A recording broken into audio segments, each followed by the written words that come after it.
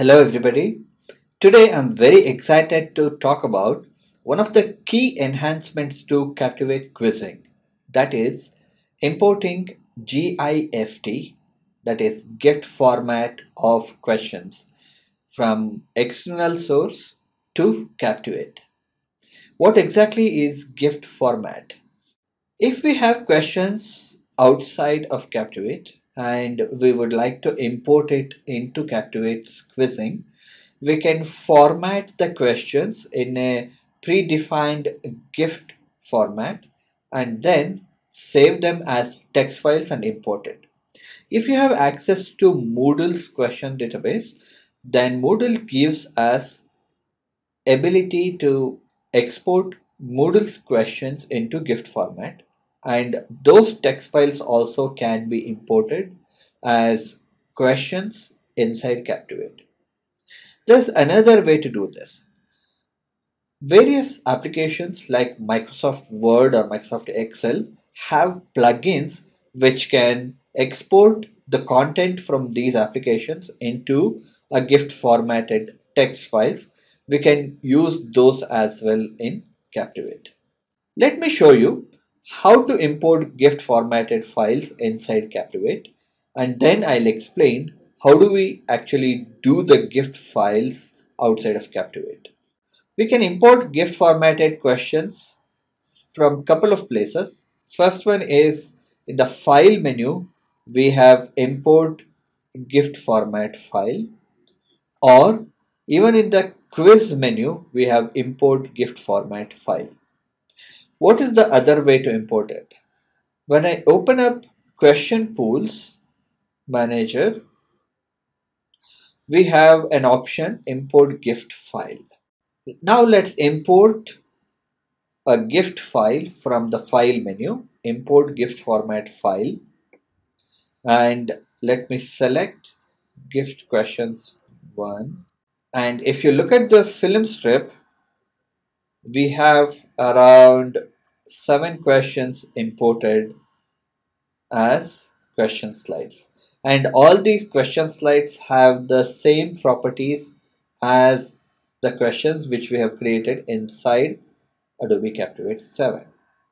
Let's quickly take a look at how does this GIF formatted file looks and how do we do it if you want to do it on our own.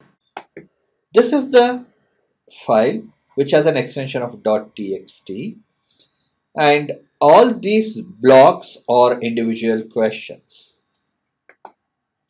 Let me first go over multiple choice question. All the questions will have this type of formatting, but there are some formatting which is not mandatory. For example, the first line tells me that this is a multiple choice question and this is a commented line, and this will not get imported when we import it inside Captivate. The next line, which has 2 colons and says multiple choice, is actually the question title. And the third line here, which says what is AWB short for, this is actually the question. So how does the importer detects it as a question? It has 2 colons in the beginning and it has a curly bracket starting at the end. After the curly bracket starts our answer options. Our answer option, if it starts with a tilde sign, then that is an incorrect answer, and if it is starting with a equals sign, then it is a correct answer. So just to recap, the first line is a comment, second line is a question title, third line is actually the question, and the rest of them is the answers. And how do we end the question? Through the closing curly bracket. By the way, this need not have to be in multiple lines. It can be one next to another in a single line as well. Next, we will take a look at how do we specify if a question has multiple answers. Very simple. Instead of a single equals, have 2 equals for 2 answer choices. That would make this as a multiple answers for multiple choice question. The other one is, what if we want to have partial scoring? Very simple. You will have to include the score percentage in the beginning of your answer just after the tilde sign. And it has to be in percentages, and Captivate would convert it into the actual numbers when we import it. In this case, 60% is assigned to the first answer and 40% is assigned to the second answer. That means if this question has 10 as the score, 6 is assigned for the first choice and 4 is assigned as a second choice. And these two are the correct answers. So we don't have to include equals sign, we just have to include tilde sign here.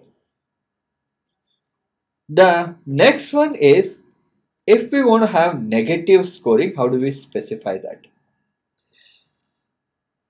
Of course, you will have equal sign for the correct answer, but for an incorrect option where we would like to do the negative scoring, you will have to include minus and the percentage.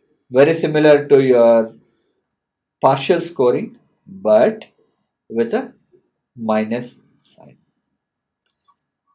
If we want to have success caption in a question, success, failure, any type of captions in a question, then add it with a hash sign in the beginning.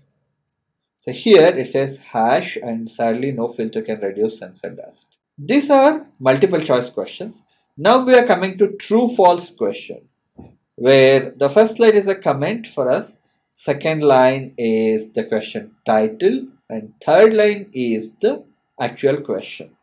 But where are the answers? It is either true or false. So mention that in the curly brackets with the text T. T means true and F means false. Let's take a look at short answer question. Here, short answer question can have multiple answers which are correct. It is actually a descriptive type where learners can opt out few words in the answer, and even that can become a correct answer. In this case, it has the text, it has fixed focal length or fixed focal length or just the fixed focal. All these can become the correct answer. But the formatting is, we would start every answer option with equals. Next comes fill in the blanks. And the question is, the bigger the F number, the smaller, and the blank would be aperture.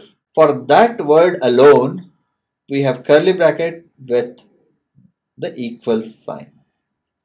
And that would define this word as a blank. Next comes match the following. For all the options, you will start with equals sign, and we will have this symbol which would indicate that it is the option for this matching option. What is the symbol? This is minus and more than. These two keys you need to press to get this symbol. When we are importing it, any of this formatting is incorrect, we will get an alert, and let's check out what is that alert.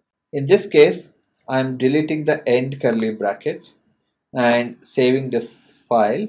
File, import, and import gift format file, and I'm selecting the same text file, open it, and it gives me an error saying cannot import the following question as they have the wrong syntax, and it is also giving me the question so that I can identify the syntax error. Click OK. This is how rest of the questions gets imported, and only the question with the wrong syntax gets vomited. Now let's take a look at how do we import questions into the question pool. I'm opening question pool manager, and here clicking on import gift file and select the question, open, and it imports all the questions into the question pool. I hope you like the enhancements we have done for the quizzing feature in Captivate 7. Thank you.